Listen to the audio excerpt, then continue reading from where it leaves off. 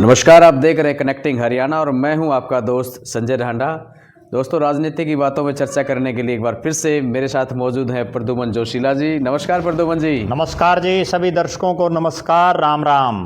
और सब ठीक ठाक? जी बिल्कुल, बहुत बढ़िया। अच्छा, एक बार दर्शकों का भी धन्यवाद करते हैं, इतने मन से वीडियो देखते हैं। बिल्कुल। और वीडियो को शेयर जरूर करते रहें। आप सबका साथ हमारे लिए तो एक संजीवनी का काम करता है, क्यों प्रद्युमन जी? जी बिल्कुल। और आपके कमेंट्स है ना, वो बड़े हमारे लिए महत्वपूर्ण होते हैं। तो प्रद्युमन जी, आज का जो विषय रहेगा ना जी, वो ये रहेगा कि इलेक्शन था जी, और उसमें कांग्रेस जो उम्मीद से भयंकर परिणाम उनके सामने आया था, बीजेपी सरकार में आ गई थी सत्ता में। और इसके बाद में दीपक बावरिया, उन्होंने हालांकि अपना एक तरीके से जिम्मेदारी ली थी और एक साहस दिखाया था सबसे पहले। जी, सबसे पहले और एकमात्र वही और किसी ने दिखाया भी नहीं है। तो उन्होंने एक कह सकते हैं कि वे इस्तीफा देने की एक पेशकश कर दी थी, लेकिन हालांकि उनका इस्तीफा स्वीकार नहीं किया गया जी। और दूसरा, आज जो मैं इस विषय पर इसलिए बोल रहा हूँ प्रद्युमन जी, कि हाल ही में पिछले दिनों प्रदेश अध्यक्ष जो उदयभान सिंह हैं, उन्होंने जिला प्रभारी नियुक्त किए थे जी, और उसके सिग्नेचर थे उसके ऊपर जी। हालांकि वो चाहे चौधरी भूपेंद्र सिंह हुड्डा के सहयोग से हो या किसी के, लेकिन प्रदेशाध्यक्ष फिलहाल जो है ना, वो उदयभान सिंह है, जो अपनी जिम्मेदारी भी नहीं ले रहे और जो खुद एक हारे हुए कैंडिडेट अपनी सीट से भी। यानी जो जिला प्रभारी नियुक्त किए गए थे, उसमें एक ये भी बात आई थी कि ये सारे के सारे हुड्डे खेमे के हैं। बिल्कुल। और उसके ऊपर दीपक बावरिया ने आज एक तरीके से रोक लगा दी है। तो ये पहला साहस उन्हें एक और दिखा दिया और पहली बार ऐसा लग रहा है कि प्रदेशाध्यक्ष या चौधरी भूपेंद्र सिंह हुड्डा ये कहीं ना कहीं यहाँ पर थोड़े से कम नज़र आ रहे हैं। क्यों? देखो, निश्चित रूप से हरियाणा प्रदेश कांग्रेस कमेटी के जो अध्यक्ष हैं उदयभान जी, वो जब से प्रदेश के अध्यक्ष बने हैं, वो पार्टी में ना जिला प्रधानों की नियुक्ति कर पाए, ना ब्लॉक प्रधानों की नियुक्ति कर पाए, ना पार्टी के जो प्रदेश की कार्यकारिणी है, जिसमें प्रदेश के उपाध्यक्ष हों, प्रदेश के सचिव हों, संगठन सचिव हों, कार्यकारिणी के सदस्य हों, उन किसी को अपने कार्यकाल में नियुक्त नहीं कर पाए। बिल्कुल। लेकिन उन्होंने चौधरी भूपेंद्र सिंह हुड्डा के खेमे की कह लीजिए या उदयभान के खेमे की कह लीजिए, जो नेता हैं कांग्रेस में, उनको कहीं ना कहीं एडजस्टमेंट देने के लिए कुछ एक को प्रवक्ता उन्होंने बनाया, कईयों को उन्होंने जिला का प्रभारी बनाया, अलग अलग जिम्मेदारियां देने का एक प्रयास किया। हाँ, चाहे नगर वो विधानसभा के चुनाव से पहले की बात है। बिल्कुल। विधानसभा के चुनाव में करारी हार के बाद कांग्रेस पार्टी में लगातार एक ही सवाल उठ रहा था कि आखिर इस हार की जिम्मेदारी ले कौन। ठीक बात है, क्योंकि प्रदेश अध्यक्ष खुद चुनाव आ रहे, लगातार दूसरी बार आ रहे। बिल्कुल। लेकिन उसके बावजूद उन्होंने जिम्मेदारी लेने के लिए एक जय शब्द भी नहीं बोला। हाँ, ना चौधरी भूपेंद्र सिंह हुड्डा ने ली, ना दीपेंद्र सिंह हुड्डा ने ली, ना कुमारी शैलजा ने ली, ना रणदीप सिंह सुरजेवाला ने ली। ठीक बात है। किसी नेता ने कोई जिम्मेदारी नहीं ली। केवल एक शख्स, प्रदेश के प्रभारी जो गुजरात से आते हैं, जिनका कोई लंबा चौड़ा यहाँ लेना देना भी नहीं है, ना उनके कहने से कोई यहाँ वोट देने वाला भी है। बिल्कुल। तो उन्होंने ये जिम्मेदारी ली, लेकिन उनके इस बड़प्पन को देखते हुए कांग्रेस पार्टी के शीर्ष नेतृत्व ने, चाहे वो राहुल गांधी हो, चाहे मल्लिकार्जुन खड़गे हों, उन्होंने उनके इस्तीफे को स्वीकार नहीं किया। ठीक बात है। जो ही उनका इस्तीफा स्वीकार नहीं हुआ तो उन्होंने एक बोल्डनेस दिखाई, एक बड़ा साहसिक कदम पहली बार उन्होंने ये उठाया, जब उदयभान जी, जो अपने पिछले 2 साल के लगभग कार्यकाल में जैसा वो कर रहे थे, उसी को अब इस विधानसभा चुनाव के बाद भी वो लगातार जारी रखे हुए थे।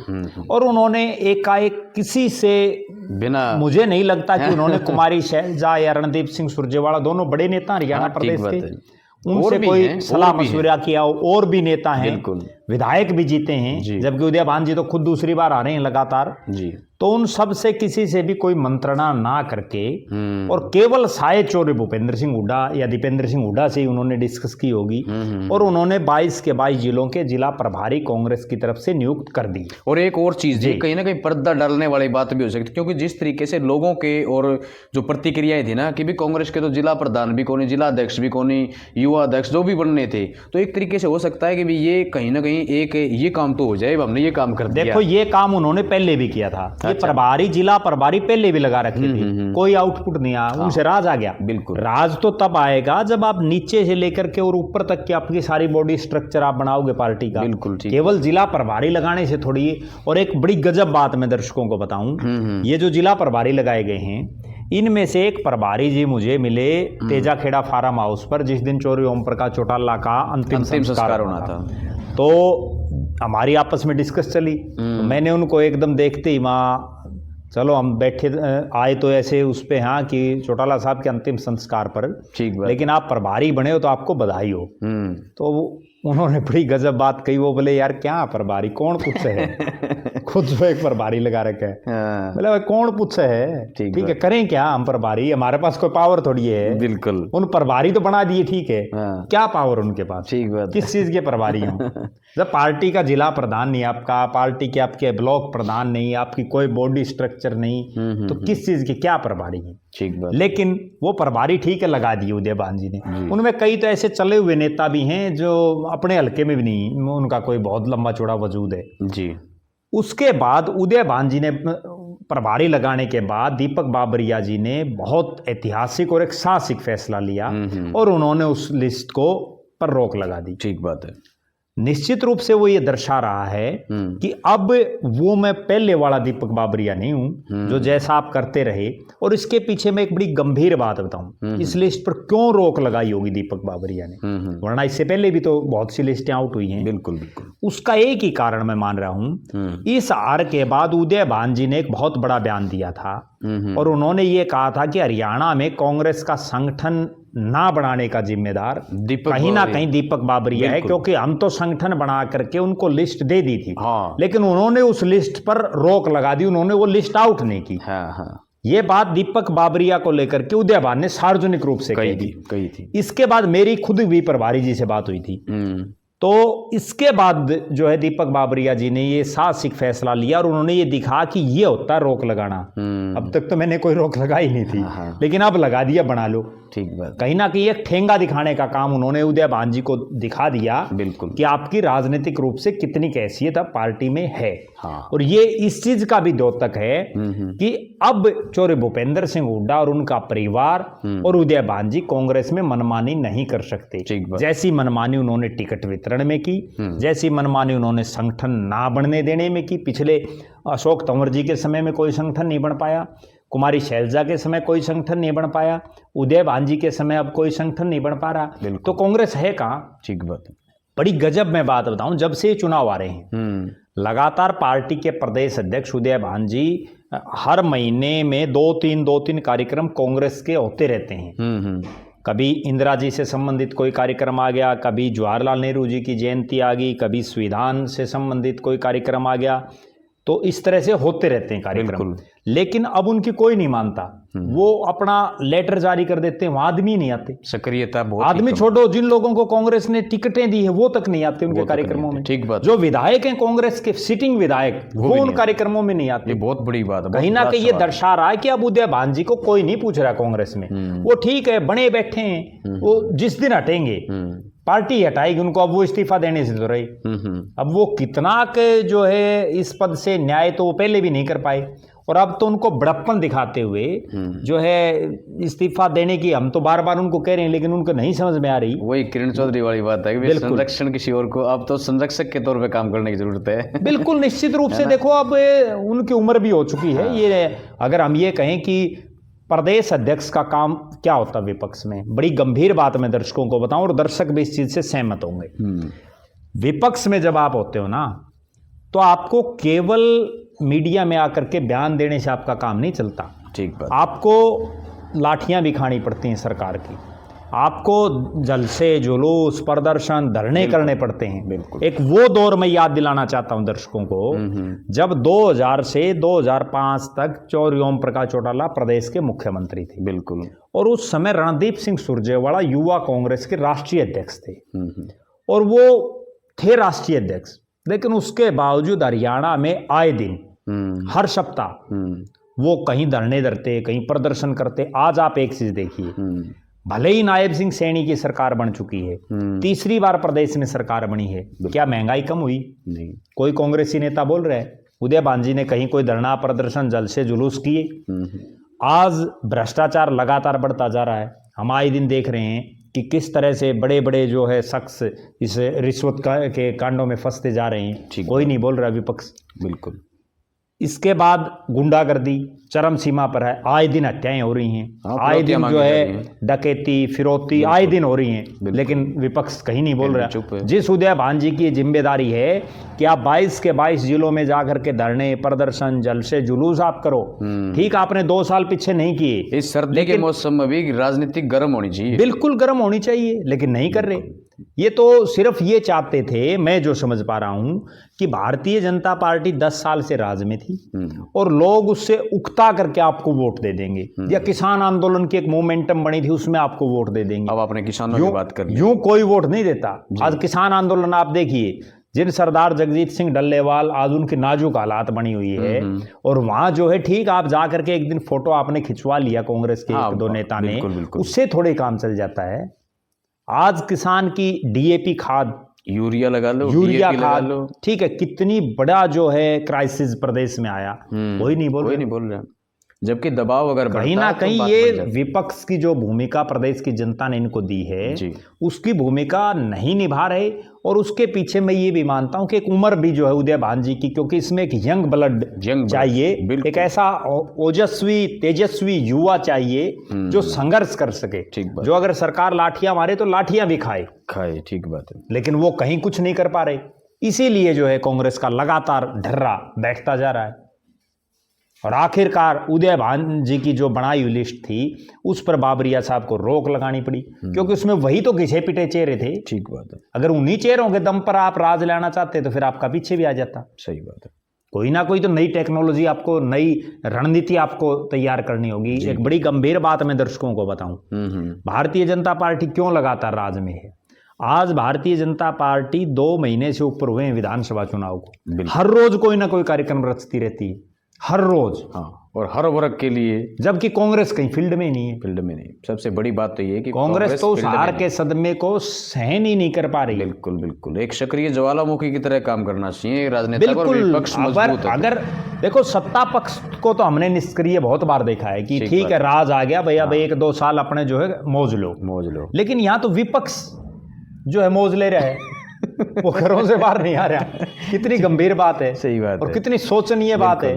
कांग्रेस में तो मैं जो जहाँ तक मैं ऑब्जर्व कर पाया हूँ ना जी, चंद्र प्रकाश का जो एक्टिव है ना, जो जिस तरीके से मैं देखो इसमें उनको ज्यादा वो भी नहीं करते, हालांकि मुलाकात भी नहीं होती जी, लेकिन जिस तरीके से वो एक्टिव दिख रहे हैं ना, उसके पीछे भी एक ही बात है ना कि वो सिर्फ एक विधायक हैं। हाँ, अब वो एक्टिव अपने हल्के में तो रह जाएंगे, प्रदेश में थोड़ी एक्टिव होंगे। सही बात है, बिल्कुल। उनको पार्टी ने कोई यूं थोड़ी ये दे रखा है। अब जिसकी जिम्मेदारी है, आज के दिन जिम्मेदारी किसकी है? देखो आज के दिन कांग्रेस में विधायक दल का नेता नहीं है, इसलिए कोई विधायक दल के नेता की कोई जिम्मेदारी। आज तो केवल और केवल प्रदेश के अध्यक्ष हैं। हरियाणा के इतिहास में पहली बार ऐसा हुआ है कि लगभग 3 महीने बीतने को हैं और जो विधायक दल का नेता कांग्रेस नहीं बना पा रही। ये बहुत बड़ा सवाल है, कितना गंभीर सवाल है। और अगले 2-3 महीने और अभी बनता दिख नहीं रहा, क्योंकि अभी दिल्ली में चुनाव आ गया।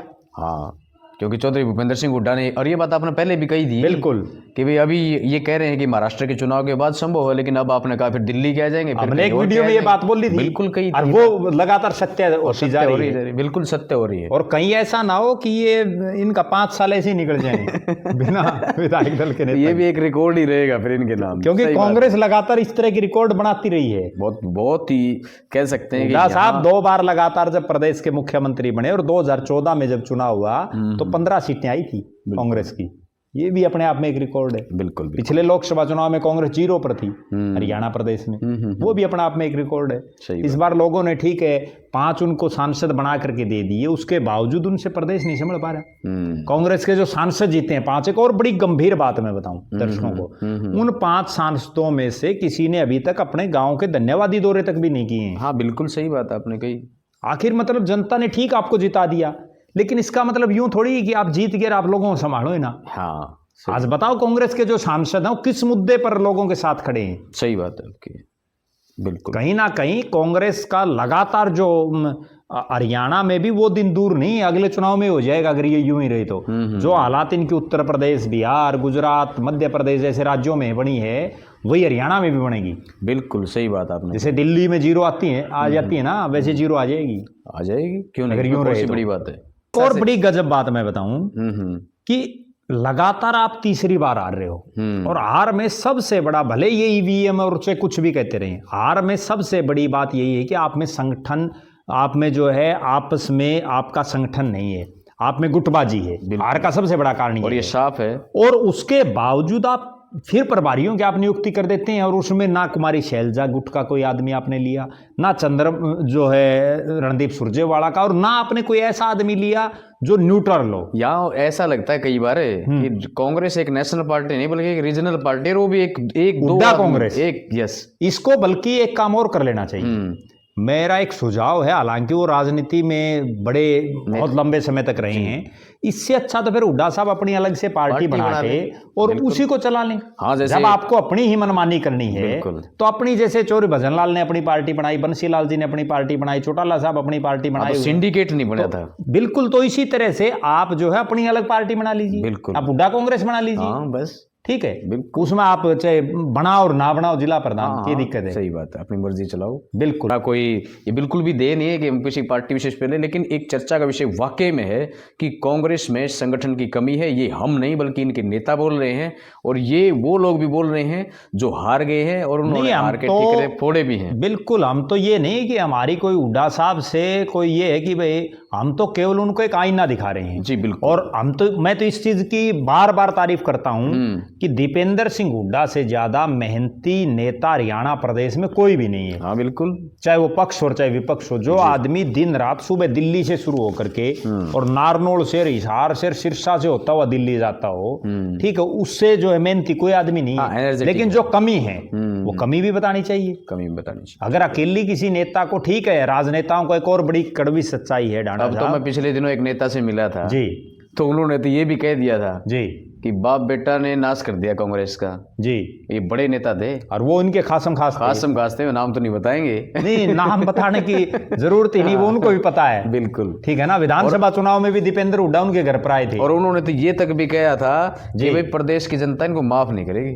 देखो, निश्चित रूप से माफ तो इसलिए नहीं करेगी ना जनता, जब आपने टिकट वितरण आप लगातार गलत कर रहे हो, आपको लोग जिस काम के लिए जो जिम्मेदारी आपको सौंप रहे, या तो आप सार्वजनिक राजनीति छोड़ दीजिए, आप राज्यसभा में जाकर के बैठ जाइए, कोई जरूरत नहीं है। बिल्कुल बिल्कुल। या फिर अगर आप राजनीति करना चाहते हैं और आपका प्रदेश का मुख्यमंत्री बनने का एक ख्वाब है, तो आप कम से कम लोगों की सुने, तो लोगों के बीच में रहें। बिल्कुल। अब दीपेंद्र सिंह हुड्डा भी इस विधानसभा चुनाव के परिणाम के बाद कहीं सीन में दिखाई नहीं दे रहे। बिल्कुल बिल्कुल बिल्कुल सही कर रहे हो। कहीं ना कहीं या तो आप घोषणा कर दीजिए भाई ठीक है हम चुनाव नहीं। एक वो दौर था, आपको एक बड़ी, दर्शकों को एक बड़ी गजब बात बताऊं, हो सकता है हुड्डा साहब वही चीज सोच रहे हूं, लेकिन अब वो जमाना नहीं है।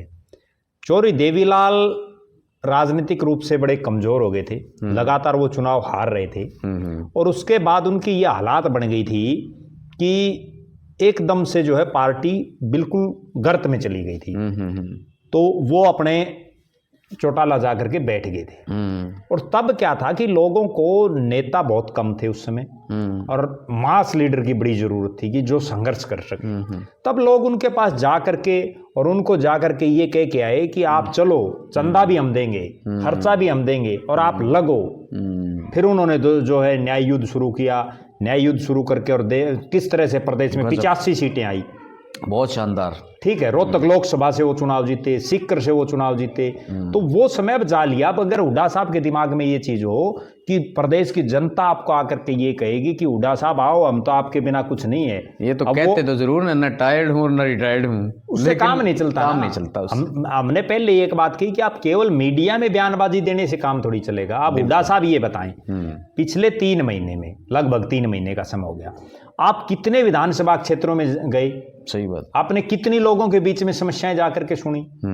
अब तो विधायक मीडिया तो आप कम से कम हैं। अब तो मीडिया के सामने बयान देने से भी कतराने लगे हैं। बिल्कुल, कितने एक दिन बोलेंगे। बिल्कुल। अब मीडिया तो बार बार एक ही चीज पूछेगा कि आपका विपक्ष का नेता क्यों नहीं बना पा रहे, आप विधायक दल का नेता क्यों नहीं बना पा रहे। हाँ बिल्कुल बिल्कुल। लेकिन उस पर आपके पास कोई जवाब ही नहीं है। हाँ ठीक, आपने महाराष्ट्र चुनाव की बोल दिया, वो तो भी हो लिया, काफी दिन हो गए। ठीक बात। ठीक है, अब क्या दोगे? अब दिल्ली का बोलेंगे, वो दिल्ली का हो जाएगा, दिल्ली का हो जाएगा। आगे फिर उत्तर प्रदेश गुजरात का आ जाएगा। हाँ बड़ा इलेक्शन है वो तो। ठीक है, तो ये तो चुनाव चलेंगे, चलते रहेंगे। तो कहीं ना कहीं जो जिम्मेदारी है वो लेनी चाहिए। और हमारा इस वीडियो के माध्यम से कोई ऐसा उद्देश्य नहीं है कि हम हुड्डा साहब और दीपेंद्र हुड्डा को कहीं ना कहीं ये दर्शा रहे हैं कि जो है लोग आपको नहीं मान रहे। आप आओ फील्ड में, लोग तो चाहते हैं कि आप फील्ड में आओ, फील्ड में आओ, लोगों के बीच में लेकिन आओ। आप नहीं आ रहे, तो अब उस चीज का इलाज क्या है? सही बात है बिल्कुल जी।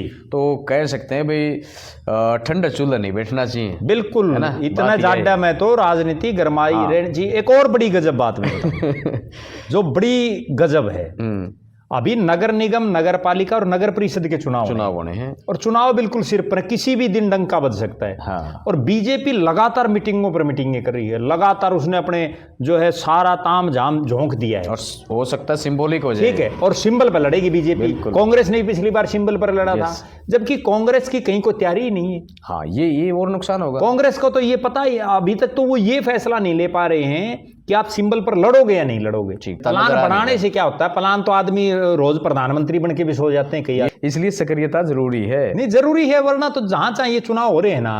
अब देखिए रोहतक नगर निगम में जो हुड्डा साहब का खुद का गृह क्षेत्र है, हिसार कितना बड़ा, जहाँ 4 विधानसभा क्षेत्र है नगर निगम में, कोई तैयारी नहीं आपकी, तो आप कैसे चुनाव जीतोगे? ठीक बात है। लोग ही उकता जाएंगे, लोग ये कहेंगे कि एक थी कांग्रेस। हाँ अगर यूं रहा तो सही बात है, बिल्कुल सही बात है, बिल्कुल। जैसे यूं कहते हैं ना, अब बेचौरी बंसीलाल की पार्टी का लड़का लड़की निशान था। ठीक है, उसको लोग याद रखते हैं, तो लोग यूं याद रखें भाई कांग्रेस का हाथ का निशान था हो जाएगा वो, फिर अगर ये यूं ही रहे तो। ठीक बात है। तो इसलिए इनको तुरंत प्रभाव से मैदान में आ जाना चाहिए और 90 के 90 हल्के में घूमे।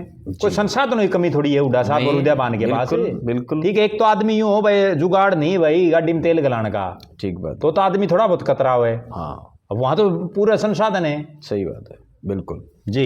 बहुत अच्छी बात आपने कही प्रद्युमन जी। और एक दौर था जब करीबन ये लगा लो कि 1952 जो पहला इलेक्शन हुआ था आम चुनाव, उसके बाद से लेकर के 67 तक तो ये वन साइडेड कांग्रेस थी। बिल्कुल, पूरे देश में। बिल्कुल। उसके बाद चलो भाई CPIM हो गया, लोकल रीजनल पार्टी कुछ आ गई थी। उनका भी 2000, अगर हम 2014 से पहले का देखें ना, हाँ, तो कांग्रेस ने ही देश पर लगभग राज किया। बिल्कुल बिल्कुल। तो ठीक है, इक्का दुक्का कभी कोई जो है अलायंस बन करके, या अटल बिहारी वाजपेयी जी ने किया था।